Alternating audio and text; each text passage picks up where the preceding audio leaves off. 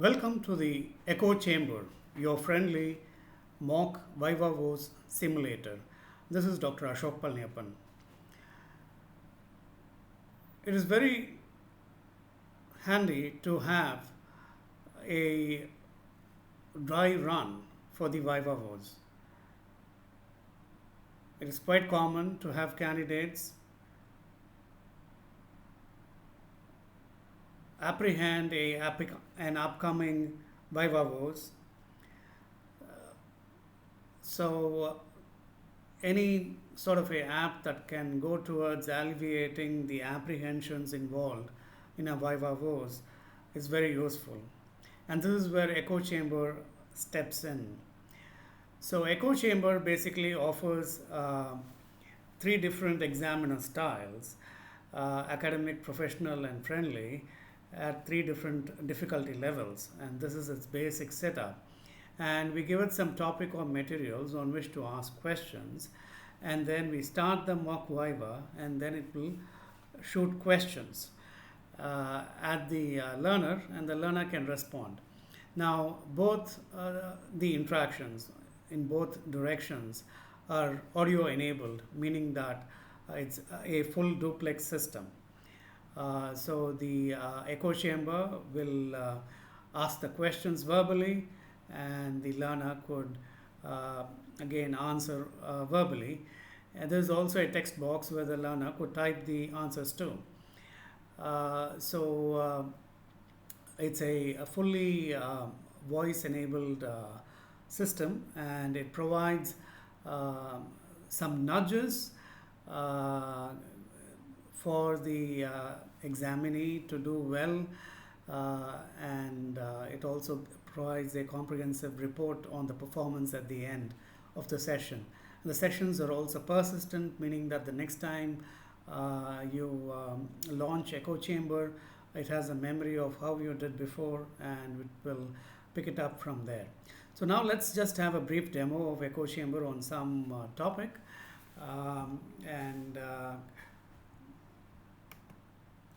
we'll choose one of the examiner styles. Let's say we'll do a academic style, and we'll do a intermediate. So these are defaults, right? So let's just do a intermediate one. And for the topic or materials, let's say we'll go with machine learning.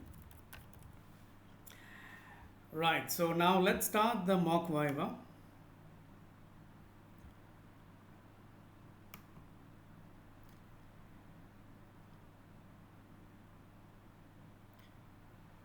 Let's start EchoChamber. I'm ready. Could you define machine learning for me? That's quite a basic question. Machine learning involves algorithms that can read in data as well as the outputs and figure out the models that would transform the data into these outputs. While not entirely incorrect, can you provide a more precise definition that captures the core concept? What is the primary goal of a machine learning system? It's used to learn some relationships between a target and input variables.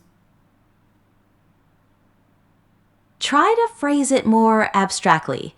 What kind of relationships or patterns are we typically interested in learning? What is the purpose of learning these patterns?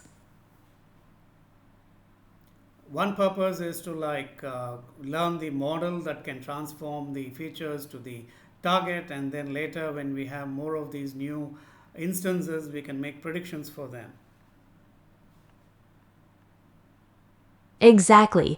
Machine learning is ultimately about enabling computers to make predictions or decisions based on experience without being explicitly programmed for each specific task. Can you give me an example of a machine learning task? Like predicting the house price based on square footage. Excellent. And what kind of machine learning paradigm does this task fall under? For example, supervised, unsupervised, or reinforcement learning? That's an easy one. Okay, so that's supervised. Could you elaborate on why it is supervised learning? What elements make it fall into that category? It has a target variable, and then we are guiding the learning of the relationship from the features to the target variable, and its presence, sort of changes the function that's learned. Yes, the presence of the labeled data where you have the input features and the corresponding target variable, the house price, is the defining characteristic of supervised learning.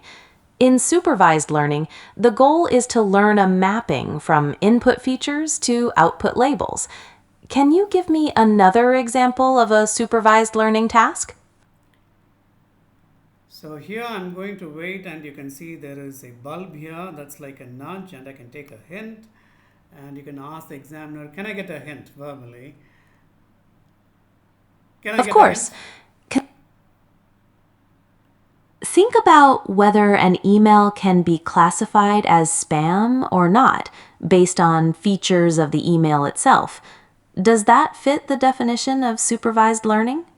Right. So you see the examiner is also very helpful, and then there's a live transcript of what's going on. The examiner asked me to refine the definition, and then probing some ML paradigm. So this is really nice to have a running transcript. Yeah, coming back to your question, so that's a classification task. We can use some, common characteristics of emails that fall into either of these categories, and use it to classify emails into these one of the two categories. Correct.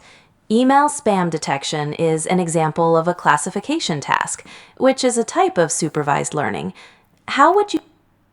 So I just entered the performance there, the Viva itself. So I hope that gave you a really good overview of what the mock Viva is capable of. So now my 4-minute performance is being analyzed by the system, and it's going to assess my confidence and give me a personalized feedback report, which is one of the high points of the echo chamber.